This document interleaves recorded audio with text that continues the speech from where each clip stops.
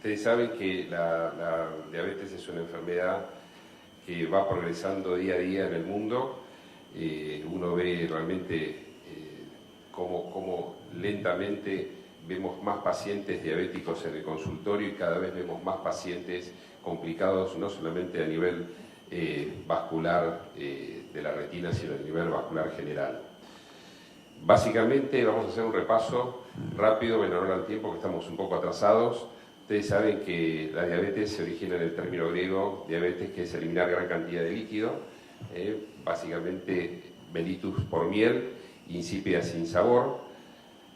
Resulta de una acción alterada de la insulina basada en su alteración de secreción o en la situación de la combinación, generando un daño metabólico y progresivo de hiperglucemia y dislipemia.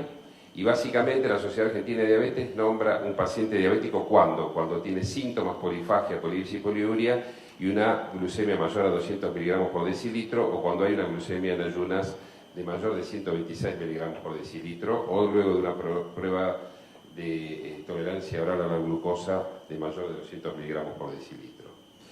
Hay múltiples factores de riesgo, todos conocidos, sobre todo la hipertensión asociada, el tabaquismo y el sedentarismo.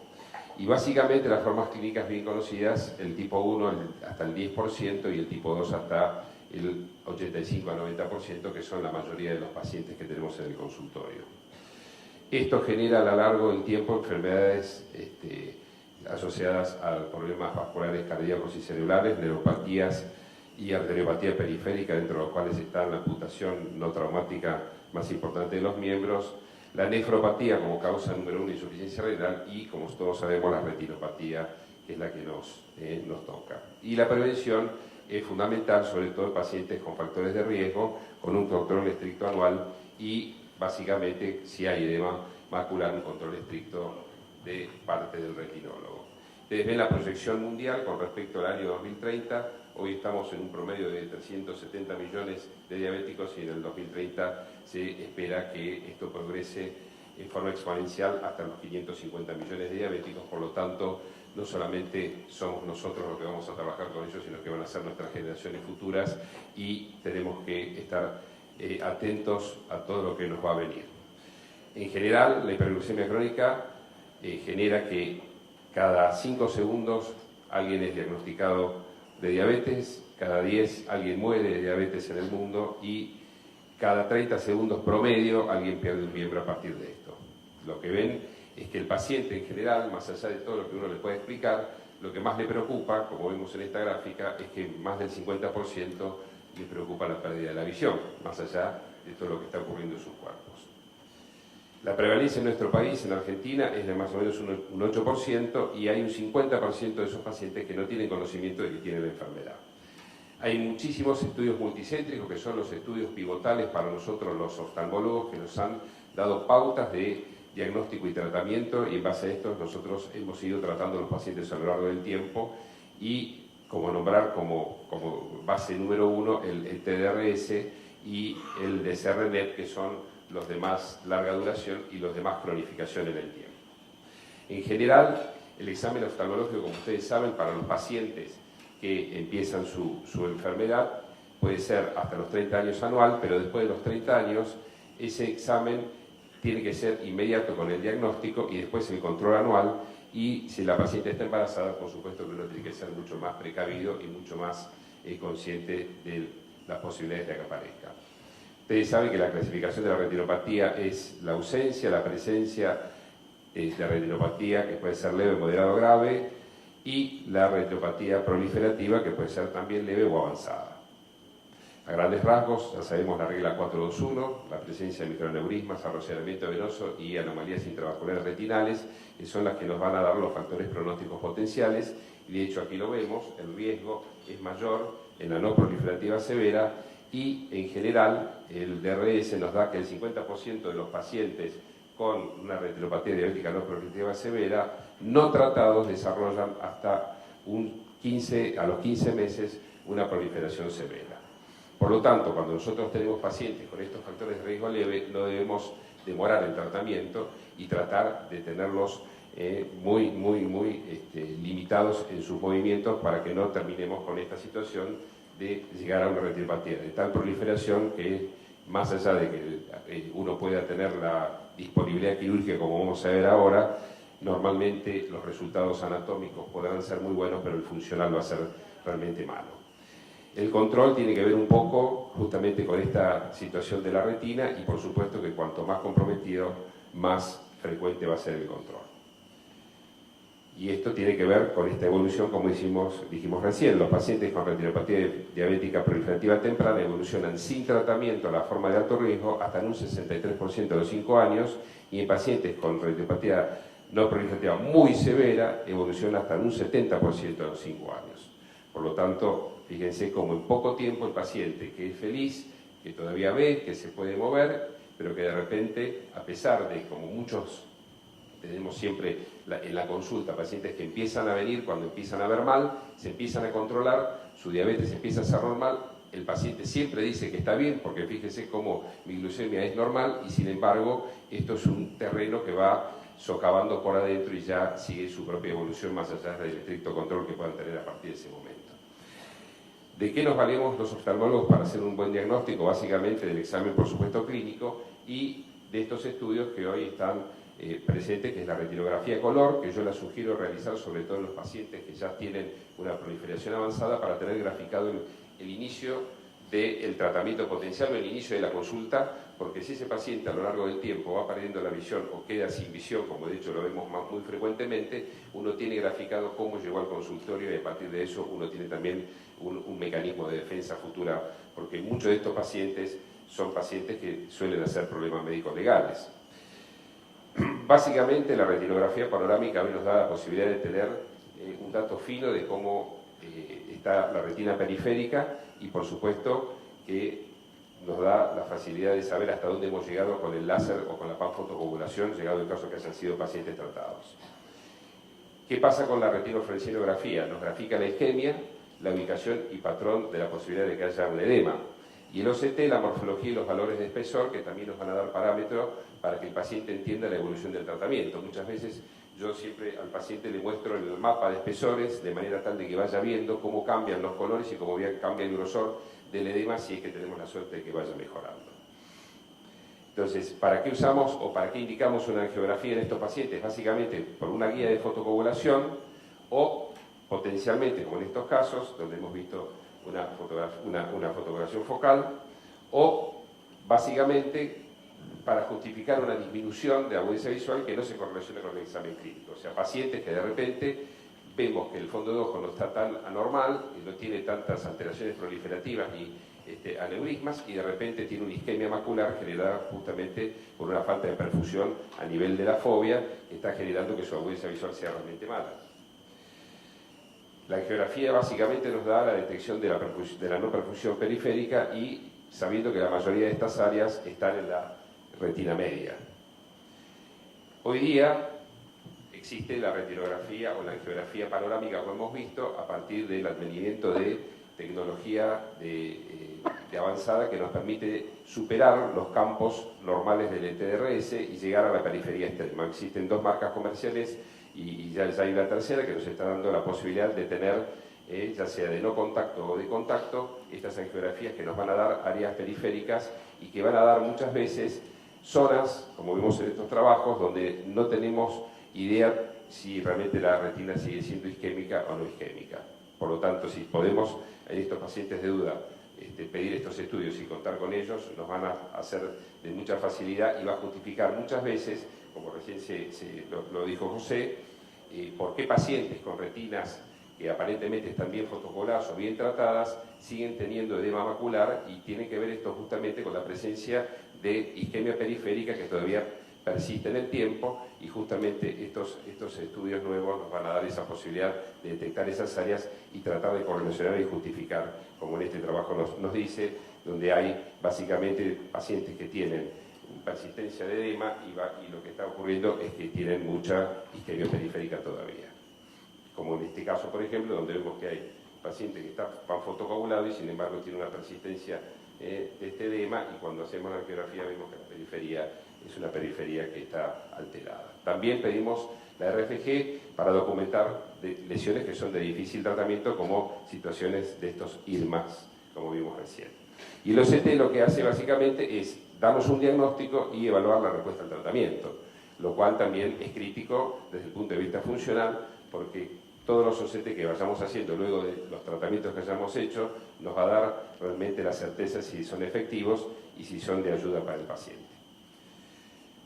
Vemos múltiples categorías de patrones de OCT, de tipo con un engrosamiento espongiforme, macular cistoideo difuso, pero básicamente el OCT lo que nos va a dar es la situación de ver o detectar si hay tracción sobre la mácula, en cuyo caso, si nosotros vemos tracción a partir de la hialoides engrosada o fibrosamiento, si nosotros tratamos a ese paciente con un antiangiogénico y no sacamos esa tracción, sabemos que ese paciente no va a tener cura, y esto es lo que nos va a dar básicamente. Entonces, un OCT nos tiene que dar primero ver si hay realmente tracción o no tracción, y en base a eso, qué tipo de edema es el que tiene.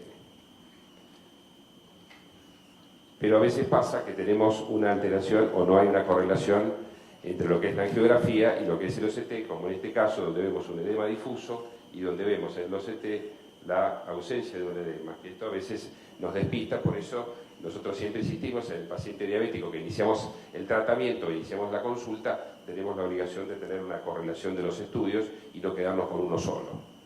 Tratar siempre de pedir la OCT y pedir también la angiografía.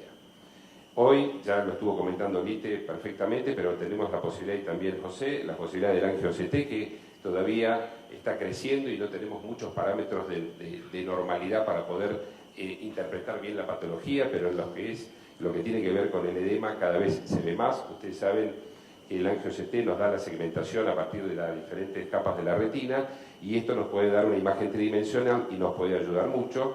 Y hoy ya hay una modificación presentada el año pasado en Las Vegas por el doctor Spide, donde nosotros ya tenemos la posibilidad de ver lo que es una angio-OCT pero tridimensional, y donde particularmente en el edema diabético vemos los quistes y vemos los planos por quistes, y esto nos va a permitir seguramente tener un parámetro mucho más acabado de cómo está evolucionando ese edema. Por supuesto que esto todavía está en evolución.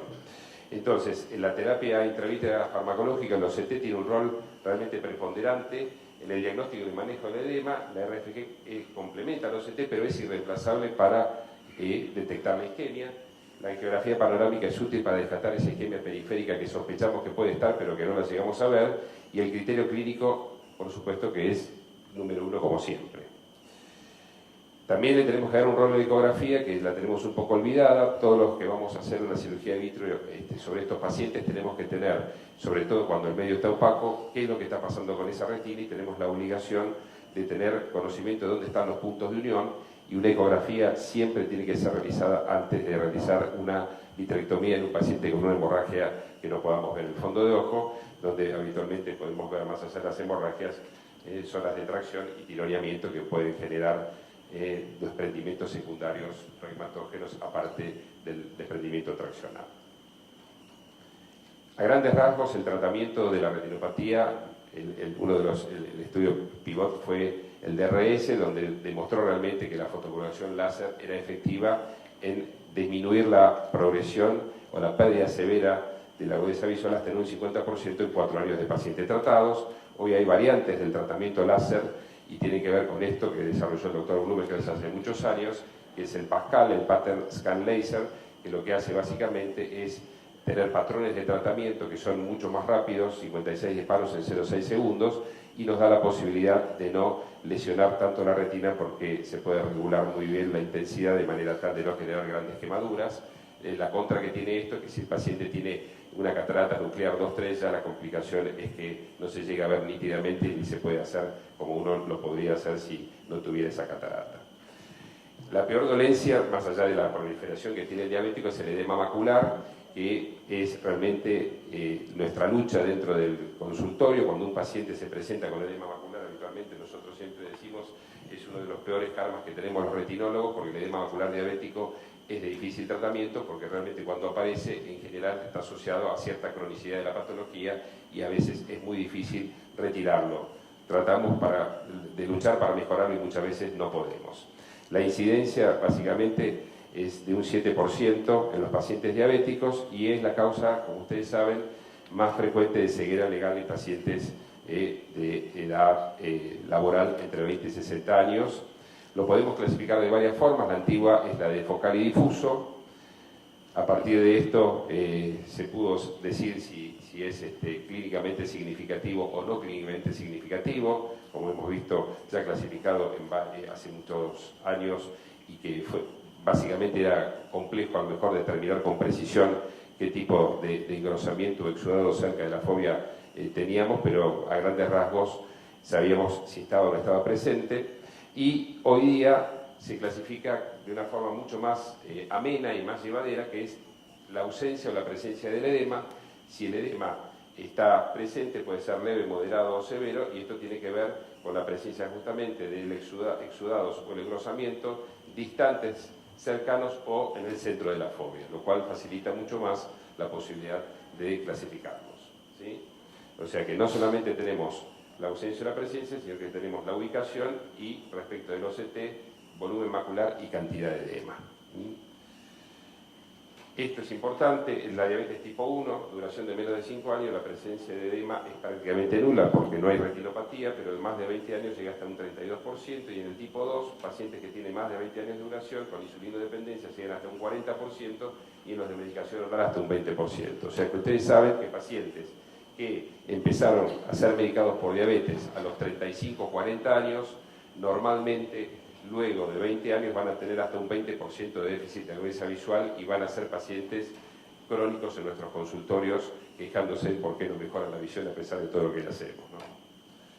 Y todo tiene que ver, como ya lo conocen y lo vamos a repasar rápidamente, por la pérdida de pericitos, lo cual genera grandes cambios a nivel de la barrera hematoretinal interna y externa, generando cambios en las uniones vasculares y en las uniones estrechas del epitelio pigmentario, generando todo esto, la hiperpermeabilidad con alteraciones vasculares de hipoxia, aumentos de VEGF, alteraciones estructurales y la sobreexpresión de estas moléculas inflamatorias que hoy son las que nos motivan a tener la posibilidad de tratarlos estos pacientes, más allá de con los antiangiogénicos, con corticoides. Entonces es fundamental que el paciente tenga un control estricto de su glucemia, sobre todo de la hemoglobina glicosilada, que más de uno de los diabéticos no conocen de qué se trata, para tratar de que el paciente no llegue a esto que es a largo plazo un tratamiento sostenido. Reveló que hay una reducción de hasta un 58% de ese edema que inicialmente debuta. ¿Cómo tratamos el edema? Láser, terapia antiangiogénica, esteroides y eventualmente la vitrectomía. Como dijimos recién, el edema focal puede ser todavía tratado, de hecho yo todavía lo sigo haciendo, no sé el panel si lo sigue haciendo, pero luego lo podemos charlar. La realidad es que existe la chance de poder hacer láser en los edemas focales que están realmente lejos de la fobia, y la cosa se complica más en los edemas difusos, donde vamos a tener que tratar con todo el resto del armamento y seguramente en forma crónica. Hoy el láser tiene variantes, la posibilidad de tener láseres como vemos aquí, de 577 micrones de longitud de onda, que permiten una baja absorción de energía por el pigmento xantófilo de la mácula y generan menos daño, de manera tal de poder tratar con menor agresión hacia la mácula. Y por supuesto el micropulso, que ya todos lo conocen, que es el láser que dentro de la misma longevidad de tratamiento tiene pulsos de on-off, de manera tal de también de no generar una quemadura extrema en el mismo tiempo que antes lo hacíamos. Entonces, a partir de esto tenemos la posibilidad de evaluar cuál es la terapéutica mejor del paciente, en el sentido de que el paciente tiene un edema reciente o un edema crónico. En general, cuando el paciente tiene un edema reciente, uno trata de empezar por mayor expresión del VEGF y menor expresión de fenómenos de la inflamación con terapia antiangiogénica, pero si el paciente cronifica en el tiempo, uno puede comenzar tratando los elementos de la inflamación que están sobreelevados a través de la terapia corticoidea o en su defecto hacer un tratamiento combinado. Básicamente sabemos que el corticoide tiene la posibilidad de bloquear el ácido araquidónico, reduce la síntesis de prostaglandinas y por eso tiene fenómenos inflamatorios, y la triamcinolona fue la primera utilizada en el ISRNet, luego se creó la fluorosilonona en Iluvien y los Urdex, y hoy hay muchos trabajos multicéntricos que dan pauta de que realmente la evolución del edema en este tipo de pacientes a través del tratamiento con el corticoide de liberación sostenida es positivo, y la mejora de agudeza visual es sostenida en el tiempo con menor cantidad de inyecciones, como vemos en este estudio multicéntrico como como el MID, y con 2 o 3 inyecciones en el tiempo, con 6 a 9 letras ganadas, comparativamente con lo que tiene que ver con las inyecciones sostenidas de antiangiogénicos. Este es otro estudio que salió por Dex, donde a grandes rasgos se compara con el bevacizumab y donde se ve lo mismo, que la agudeza visual en el tiempo es similar, pero que la diferencia está en que hay menor cantidad de inyecciones del corticoide respecto del antiangiogénico. Pero bueno, lógicamente el miedo nuestro es la posibilidad de la presencia de la catarata, paciente que ya de por sí tiene un edema por su patología, nosotros le generamos catarata, le tenemos que operar de catarata, le liberamos más fenómenos inflamatorios y esto coadyuva la presencia de un edema a lo mejor difuso sumado a un edema cistoideo generado por la cirugía de la catarata, pero bueno, la realidad es que hoy por hoy el mecanismo de liberación lento da cada vez menos cantidad de catarata y aumentos de la presión intraocular que también son manejados desde el punto de vista farmacológico con gotas. ¿Qué pasa con los antiangiogénicos? No sé cómo estamos con el tiempo, medio retrasado, pero vamos a apurar.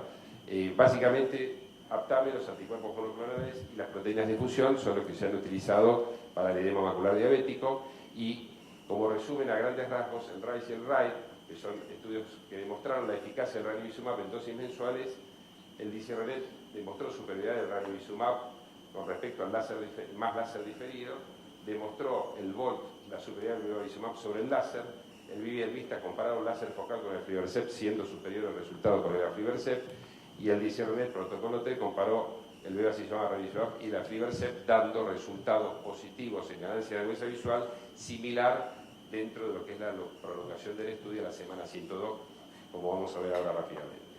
Las 3 moléculas que ya todos conocemos, y a grandes rasgos el ranibizumab, en todos estos estudios, el RID2, el RIDE-RISE, RESOLVE, RETAIN, el RESTOR y el Disirenet, básicamente lo que se comparó es, como vimos recién, con el láser y con este fenómeno JAM, o pacientes que son simulados, y en todos se vio que hay mejoría con la terapia antiangiogénica. Lo vamos a pasar rápidamente para no demorarnos en los tiempos, pero ven, fíjense cómo en pacientes JAM la agudeza visual a lo largo del tiempo es muy inferior respecto de los pacientes tratados. En el RESOLVE pasa lo mismo, fíjense la gran diferencia que hay en la mejor agudeza visual corregida a lo largo de un año. En el RESTOR lo mismo, fíjense que compara ranibizumab más láser simulado contra ranibizumab más láser y solamente láser, y cuando uno ve la diferencia sigue ganando el paciente que tiene la inyección, no solamente el láser. El RETAIN fue el primer estudio que se hizo comparando el edema macular diabético, lo que un poco ya se charló con respecto a la degeneración macular, y es justamente cuando este paciente tiene que dejar de ser tratado, hasta cuándo tratarlo o cómo seguir tratándolo, y es el tratar y extender ranibizumab monoterapia contra tratar y extender ranibizumab más fotocoagulación con láser macular, más el PRN, y bueno, vuelve a pasar un poco lo mismo. La agudeza visual en los pacientes con ranibizumab más láser ha sido superior sutilmente con respecto al ranibizumab PRN, pero evidentemente ha tenido mejor resultado que el Tritadextel.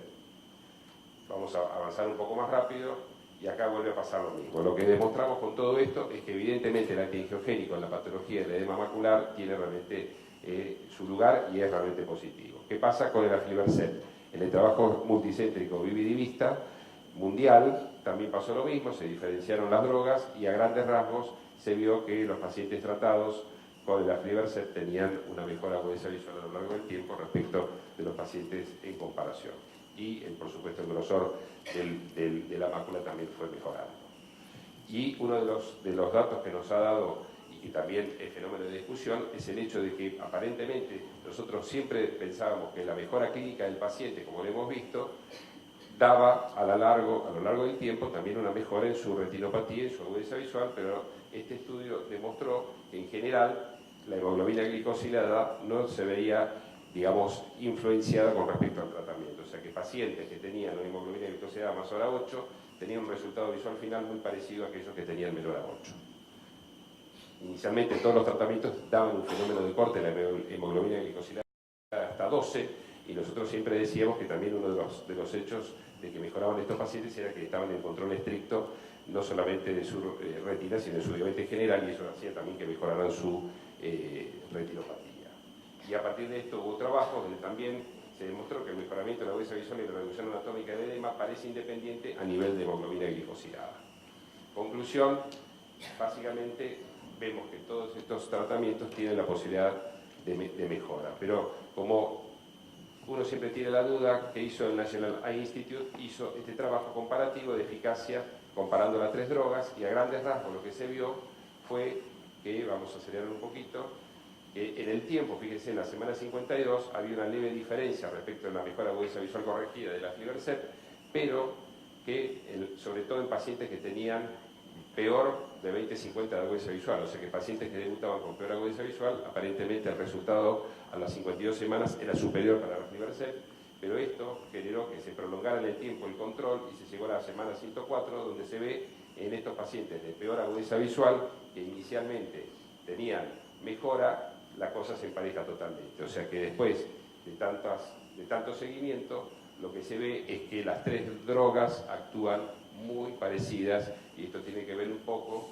lo que contó recién Lite, que nosotros nos seguimos olvidando o no imponiendo el tratamiento de estos pacientes con la droga que es la más barata, que es, ¿no?, el Avastin, con respecto a las drogas que nos proponen los laboratorios. Entonces, la visión ganada a los 2 años en estos 3 grupos generó mitad de inyecciones, disminución de la frecuencia de visitas, disminución del láser, y básicamente se vio que inicialmente la aflibercept fue mejor en los pacientes con peor agudeza visual, pero que en los 2 años se emparejaron absolutamente. Entonces, ¿qué hacemos con pacientes que tienen un edema macular sin tracción? Todo lo que hemos visto, principalmente si el edema es difuso, anti-VEGF y o corticoides, si es focal láser, y puede ocurrir que si hay tracción, le demos el rol a la vitrectomía. Vamos a repasar rápidamente esto y ya terminamos, ¿sí? La vitrectomía en un diabético no solamente sirve para liberar la tracción sobre la mácula y mejorar el edema, sino que muchas veces tenemos que realizar vitrectomías precoces en pacientes donde no tenemos tratamiento láser y tenemos una gran hemorragia vítrea, proliferación fibrovascular, ojo contralateral con retinopatía progresiva o ya con un ojo ciego, ojo contralateral sin percepción de luz y una hemorragia subveloria en áreas de tracción. O sea, cuando imponemos una vitrectomía precoz en un paciente diabético con hemorragia de vitrio, estas son las indicaciones más frecuentes. ¿Cuándo podemos diferirlo? Si la hemorragia tiene ya cierto tiempo, sobre todo en paciente que contiene un desprendimiento vitreoposterior y sobre todo si el paciente está fotocoagulado. Vamos a parar un poco, vamos a mostrar la cirugía, pero bueno, la realidad es que hoy la cirugía de vitrectomía también se ve beneficiada por el hecho del uso del antiangiogénico días previos de someterse el paciente a la cirugía. O sea, hoy lo que nosotros hacemos antes de ir a la cirugía, no hablamos de hemorragia sola, sino que hablamos de retinopatías proliferativas con proliferaciones muy vascularizadas. Le inyectamos Avastin o algún antiangiogénico 4, 5, a lo sumo 6 días previos a la cirugía, de manera tal de tener menor cantidad de maniobras interquirúrgicas y menor sangrado intraoperatorio, de manera tal de tener mayor facilidad, si se puede decir que podemos hacerlo, dentro de las maniobras intraquirúrgicas. En definitiva, los factores pronósticos de los pacientes con retinopatía diabética dependen del estado clínico general, de la evolución en general de su diabetes y de lo que vamos a encontrar en los estudios complementarios bien conocidos, y sobre todo decisiones tomadas en base al ojo congénere, y en general la indicación temprana de la vitrectomía hoy nos va a dar un pronóstico visual favorable si la realizamos a tiempo. En definitiva, el control estricto de la glucemia evita el desarrollo, disminuye la progresión de la retinopatía en casi todos los casos. El examen del fondo de ojo debe ser efectuado con pupila dilatada, estudiando siempre el polo posterior y no olvidarnos de la periferia, y si tenemos dudas, tratar, si podemos, de hacer un examen de angiografía periférico, porque esta RFG nos va a dar básicamente el estado isquémico de esa retina. La panfoto con la coloración aplicada en el momento oportuno previene la pérdida de la agudeza visual severa hasta en un 90% de los casos. A los 10 años de diagnosticar la diabetes sabemos que el 5% de los pacientes es ciego y el 33% disminuye la visión a la mitad, y por supuesto que todo empeora con el mal control y el tiempo. Y la hemoglobina glicosilada mayor a 9 en general tiene mayor complicaciones, con menor de 7 estas complicaciones disminuyen. Por lo tanto, el abordaje de esto siempre tiene que ser multidisciplinario. Recordar que al paciente nunca le debemos hablar estando solo en el consultorio, tenemos que integrar el grupo familiar, explicar la patología, explicar las consideraciones. Esta es una enfermedad no de la persona, sino de todo ese grupo que va a tener que ayudar a ese paciente al que salga adelante y que entienda que con todo el tratamiento que le hagamos, muchas veces lo que estamos haciendo es tratar de mantener lo poco que puede estar viendo. Muchas veces podemos mejorar, pero muchas más veces ese paciente va a seguir empeorando y muy probablemente en el tiempo pueda llegar a la ceguera. Bueno, muchas gracias y se abre la discusión.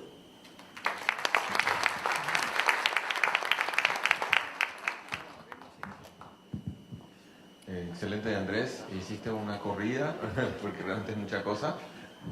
A mí particularmente me queda una pregunta. Y la tendencia hoy es inyectar todo. Empezamos a inyectar en diabetes, en edema macular. Después se inyectó como más un instrumento quirúrgico pre-cirugías de vitrectomía. Pero hoy la tendencia, de tanta felicidad que genera el antiangiogénico y regresa a ciertas etapas, también se quiere llegar a que sea el tipo gold standard del tratamiento y tratar de quitar el láser. ¿Sí? O sea, el resultado funcional de la retina es mejor, según estudios, solo con antiangiogénicos. Te tiro esa pregunta. Los trabajos multicéntricos demostraron dentro de su conclusión que muchas de las retinopatías no solamente mejoran el edema, sino la retinopatía en general. Por eso se pregona tratar la retinopatía directamente con inyecciones y no láser. Bueno, volvemos a lo mismo de siempre. Yo creo que es cuando volvemos a la realidad, como ya lo dijo Lite y lo dijo José también, cuando uno pone esta patología y todos esos trabajos multicéntricos en la realidad del consultorio, uno sabe perfectamente que esto no se puede llevar a la práctica tal cual están en esos papeles. Entonces uno tiene la obligación de tener la posibilidad de hacer, sobre todo en nuestros medios, con tratamientos combinados. Yo el láser lo sigo haciendo, por supuesto que mucho más delicadamente a lo que hacíamos hace muchos años atrás, donde nosotros tratábamos de que la quemadura del spot sea grande y que sea bien blanco para que esté bien quemado. Hoy ya no lo hacemos así, lo hacemos tratar de lo que decir su umbral, o sea, no es necesario que se vea el spot con esa intensidad, pero yo el láser lo sigo poniendo dentro de la terapéutica, dentro de la primera línea. Por supuesto que también uno sabe que la realidad es que el antiangiogénico ayuda mucho en estos pacientes y ni que hablar, hablando específicamente de edema macular, el tema del corticoide. O sea, hoy se plantea muchas veces, de hecho hay ya muchos trabajos, uno de estos trabajos no lo traje, pero es el hecho de tratar inicialmente los pacientes con edema macular diabético, independientemente de la cronicidad o no, directamente con el corticoide de comienzo. Bueno, por supuesto, eso también un poco está en evolución. Yo hoy a esos pacientes trato en lo posible de hacerle la terapia antiangiogénica inicialmente, por lo menos 5 a 6 dosis, y en la medida que veo que la cosa va mejorando, a veces lo combino, o si no empeora, lo combino con el corticoide. A no ser que el paciente ya venga con el tratamiento hecho y ya tenga una cierta cronicidad de patología, y cuando vienen al consultorio con la carpeta, con esos estudios que ya tienen varios años, y donde vemos que la evolución es una evolución crónica, a veces el corticoide medio que se impone como tratamiento primario. No sé, Lite, vos qué opinás del tratamiento primario del corticoide con liberación sostenida. Pues yo no utilizo el corticoide primariamente por los efectos secundarios que sube la presión, causa catarata, etc. Pero quisiera hacer un comentario con respecto a lo que dijo Alejandro de tratar la retinopatía diabética proliferativa con anti-VEGF versus el láser. Pues mucha de la evidencia viene, digamos, del estudio de Rice y Wright que vos mostraste allá, y hay que tomar en perspectiva eso. Después de inyecciones mensuales por 3 años, entonces estamos hablando de 36 inyecciones, aproximadamente entre un 30-40% de los pacientes fueron los que tuvieron mejoría de su retinopatía diabética. Entonces significa que tal vez 60 a 70% de esos pacientes, aún recibiendo toda esta cantidad de anti-VEGF, no tuvieron mejoría. Y el problema de eso es que si nos cuesta darle cierto número de inyecciones, ahora imagínate 36 inyecciones, y esos pacientes no les hacen láser, inyectas de vez en cuando regresen van a tener una proliferativa salvaje. Carlito, tu experiencia de láser es muy grande. ¿Cuál es tu momento inicial de tratar con panfotocoagulación en un paciente?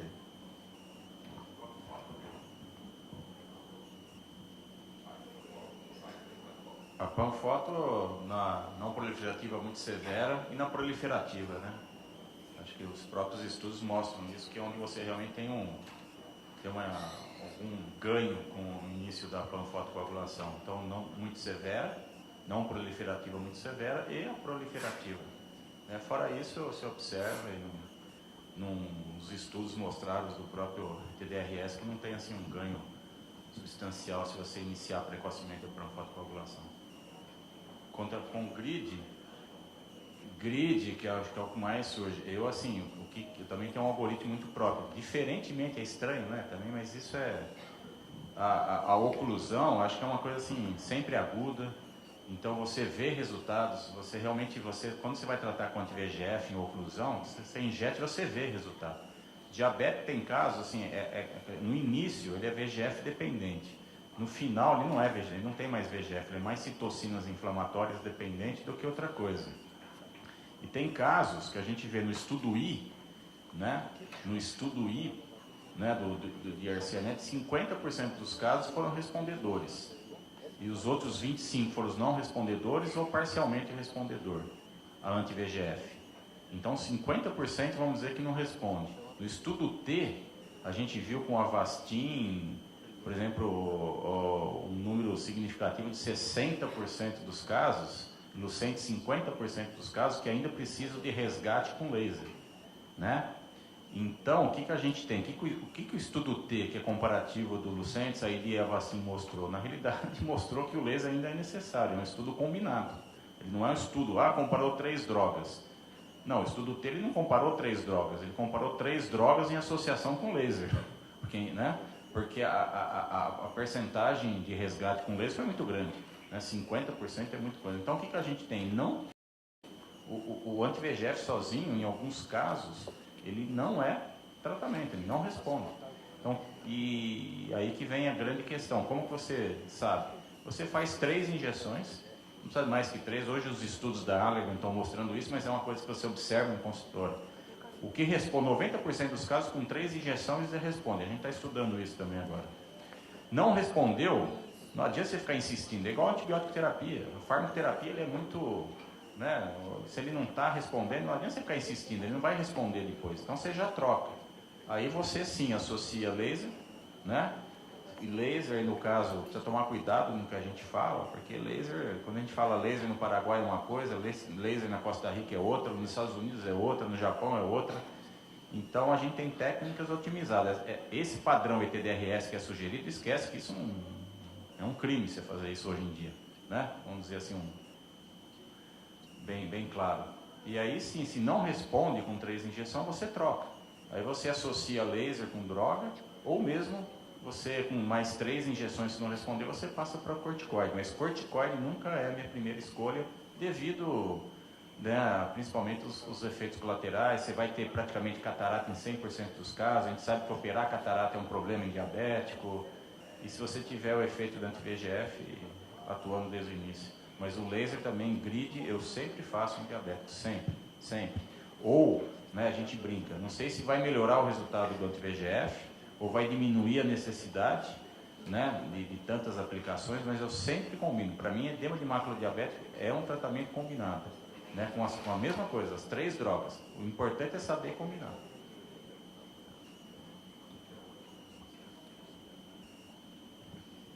Una pregunta.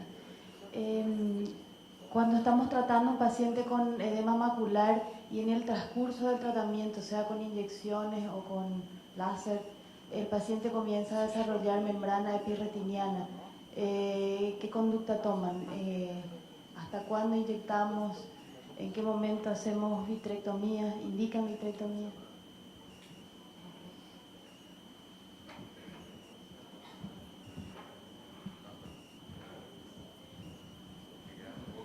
Vos estás claro, vos estás planteando planteando, el paciente inicia el tratamiento sin nada de membrana.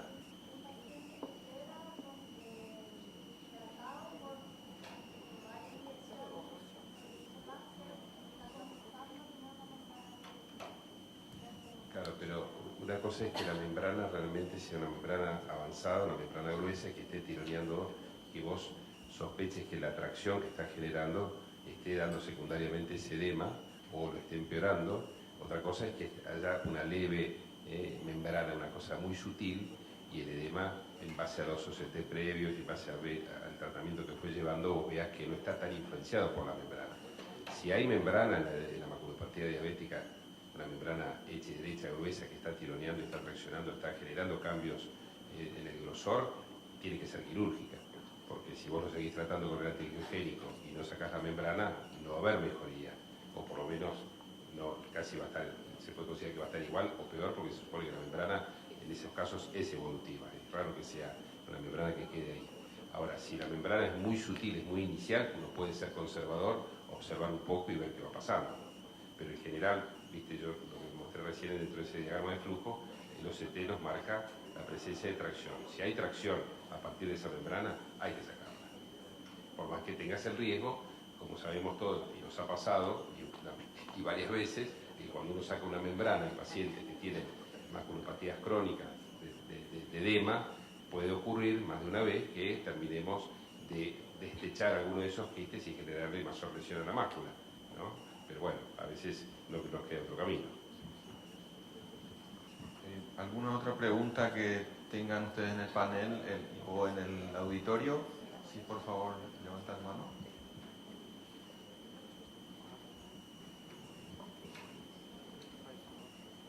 ¿Algo para cerrar, Lite?